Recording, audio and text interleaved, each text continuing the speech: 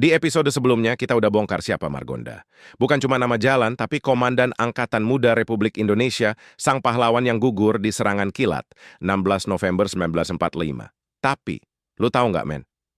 Di balik heroiknya seorang komandan, ada kisah yang jauh lebih menyentuh. Kisah cinta abadi. Kisah seorang istri, Maemunah, yang ditinggalkan dalam usia sangat muda. Kisah seorang anak, Jopiatini, yang namanya adalah kode rahasia dari tempat pertama kali cinta kedua orang tuanya bersemi.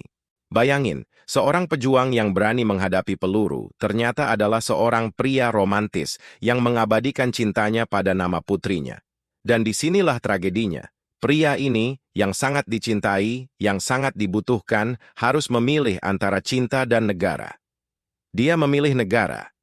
Dia naik kereta dari stasiun Bogor, pamit pada istri dan anak balitanya, menuju medan tempur di Depok.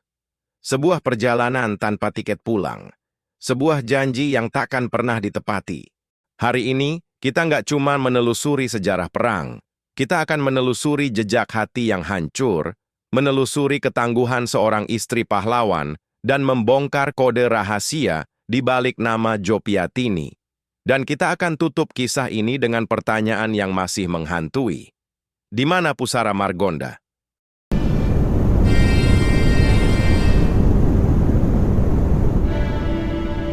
Salam penakluk. Balik lagi bersama gua, Wahyu Penakluk.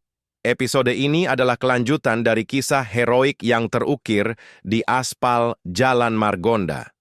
Hari ini, kita akan membuka tabir humanis seorang Margonda. Bagaimana ia bertemu cinta sejatinya di organisasi JOP. Bagaimana rumahnya di Bogor menjadi markas rahasia bagi tokoh-tokoh besar revolusi.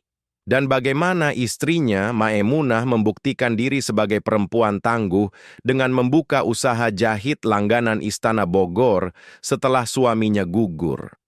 Siapkan headset lu, men. Karena kisah ini membuktikan, di balik setiap pahlawan besar, ada pengorbanan cinta yang luar biasa. Untuk memahami pengorbanan Margonda, kita harus pahami dulu apa yang dia tinggalkan.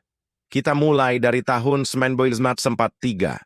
Margonda, seorang pemuda yang punya latar belakang pendidikan nggak main-main, pernah kursus analis kimia, bahkan ikut pelatihan penerbang cadangan di militer Belanda. Ketemu takdirnya di sebuah organisasi. Namanya Jajasan Obor Pasoendan atau JOP. JOP ini adalah anak organisasi dari Pagoejoban Pasoendan, sebuah pergerakan kultural yang udah lama ada. Dan di sana, dia bertemu Maemunah. Maemunah juga bukan cewek sembarangan. Dia lulusan sekolah kepandaian putri di Kebon Sirih, Jakarta, dan kemudian jadi guru di sekolah yang dikelola JOP di Kuningan. Margonda dikenal sebagai pemuda yang periang, cerdas, dan yang paling penting, pemberani. Sifat-sifat inilah yang bikin Maemunah jatuh hati. Rumah Maemunah di Bogor menjadi saksi bisu kisah cinta mereka. Akhirnya pada 24 Juni 1943, mereka resmi menikah. Dan setelah menikah, rumah itu berubah fungsi. Karena Margonda adalah magnet, rumah itu selalu ramai. Itu bukan cuma rumah keluarga, tapi markas rahasia yang bising dengan rencana revolusioner. Bayangin, men, siapa aja yang sering kumpul di sana. Kita bicara nama-nama besar. Sahabat kentalnya, Ibrahim Adji, yang kelak jadi Pangdam Siliwangi, Ahmad Tirto Sudiro, Minta Redja, dan banyak lagi pemuda revolusioner Bogor. Rumah itu adalah pusat koordinasi. Di tengah aroma masakan Maemunah dan tangis bayi yang mungkin sebentar lagi lahir, mereka merencanakan perlawanan. Setahun kemudian, kebahagiaan itu datang. Mereka dikaruniai seorang anak perempuan, dan disinilah kode cinta Margonda terkuak. Mereka memberinya nama Jopiatini. Dengar baik-baik, men. Anak mereka, Jopiatini, sendiri yang menceritakan bahwa nama Job itu diambil langsung dari Jajasan Obor Pasoendan. Itu adalah cara Margonda dan Maemunah mengabadikan tempat pertama kali cinta dan ideologi mereka bersatu. Nama itu adalah monumen cinta pertama mereka. Tapi masa-masa indah itu nggak lama.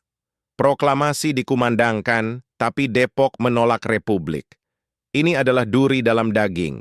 Dan Margonda, Sebagai pemimpin AMRI, Angkatan Muda Republik Indonesia, tahu bahwa ia harus bergerak terus. Tibalah hari itu, 11 Oktober 1945. Margonda bersama pasukannya harus berangkat untuk menyerbu Depok, untuk melawan sentimen pro-Belanda di sana. Momen perpisahan itu terjadi di stasiun Bogor. Maemunah, sang istri, harus melepas suaminya yang berangkat menuju medan perang. Anak mereka, Jopiatini, masih balita.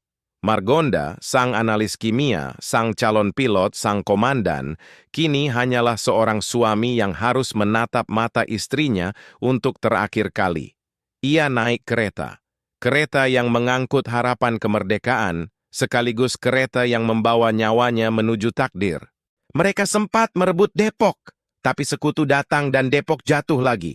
Margonda dan pasukannya mundur untuk menyusun rencana balasan yang lebih besar, rencana yang sangat nekat, serangan kilat, dan disinilah pengorbanan itu mencapai klimaksnya. 16 November 1945, serangan kilat dilancarkan. Pertempuran sengit, 24 jam non-stop, seperti yang diceritakan veteran Adung Sakam. Itulah pertempuran yang paling benar-benar sengit. Di tengah dentuman peluru dan ledakan, Margonda, sang komandan muda, gugur. Ia jatuh di Kalibata, Depok. Usianya baru 27 tahun. Ia memilih mati demi kata Republik, meninggalkan istrinya dengan anak balita, dan meninggalkan teka-teki. Kematian Margonda membawa duka mendalam yang tak terlukiskan.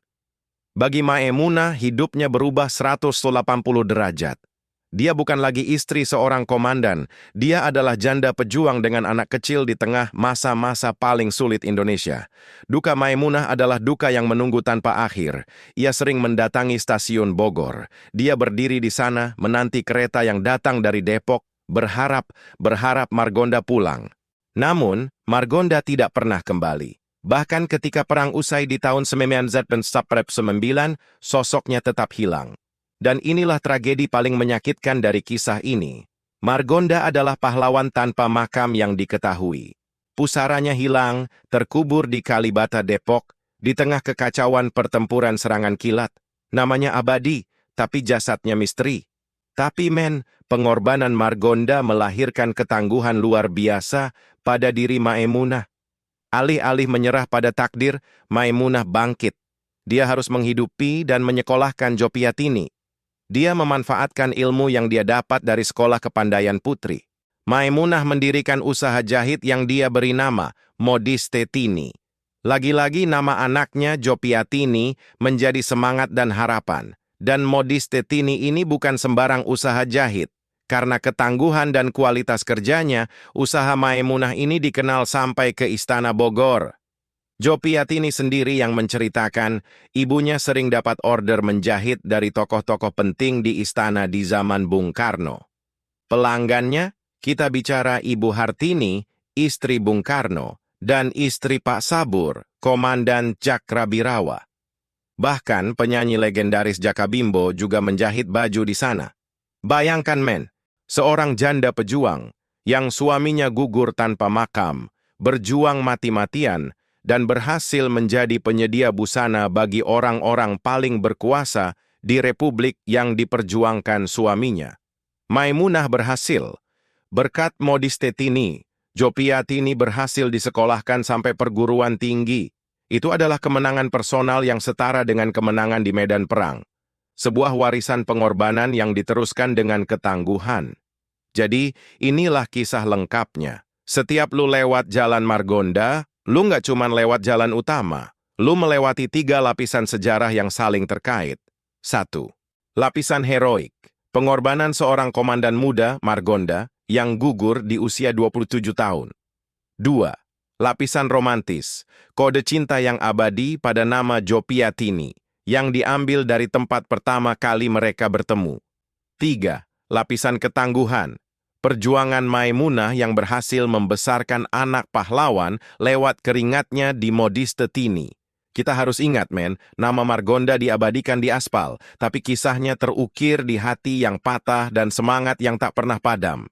Mereka mengajarkan kita bahwa di tengah kekerasan perang, cinta dan pengorbanan personal adalah pondasi terkuat dari sebuah bangsa. Mereka telah membayar harga kemerdekaan ini dengan sangat mahal. Tugas kita hanya satu, jangan lupakan. Jangan biarkan nama Margonda menjadi deretan huruf tanpa makna. Ini adalah warisan penakluk. Lu udah dengar semuanya. Apa yang paling menyentuh dari kisah Margonda, Maimunah dan Jopyatini ini? Pengorbanan Margonda di Kalibata, atau ketangguhan Maimunah di Modistetini? Tulis pendapat lu di kolom komentar di bawah. Gua selalu penasaran dengan respon penakluk sejati. Jangan lupa, like video ini kalau lu merasa kisah ini layak untuk didengar lebih banyak orang. Share ke teman-teman lu yang setiap hari lewat Margonda. Dan yang paling penting, subscribe ke channel Wahyu Penakluk dan nyalakan notifikasi, biar lu nggak ketinggalan kisah-kisah legendaris lain yang akan kita bongkar bersama. Salam penakluk, sampai jumpa di kisah selanjutnya.